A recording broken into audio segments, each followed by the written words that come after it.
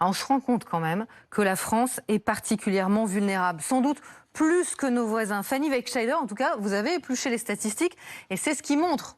Oui, la plupart des sites spécialisés dans la cybersécurité sont formels. La France est en tête de quasiment tous les classements.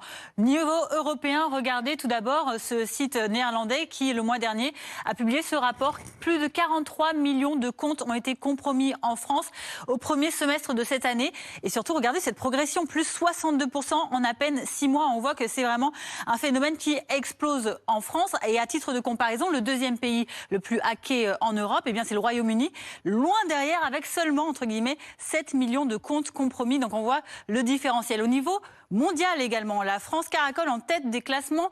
Elle est le deuxième pays le plus, où on vole le plus de données, où elle fuite le plus, après les États-Unis, concernés pour 90 millions de comptes. On voit la France donc en deuxième position.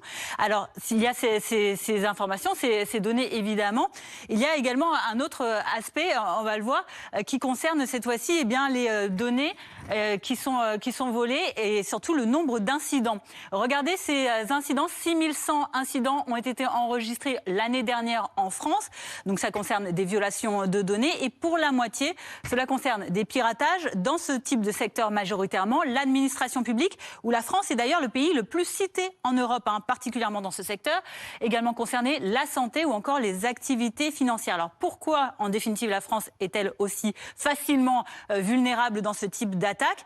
Eh bien, les services spécialisés, notamment, citent la forte digitalisation de ces services, notamment cette concentration de sites, de données sur des sites tels que France Connect ou encore l'ANTS pour les titres d'identité.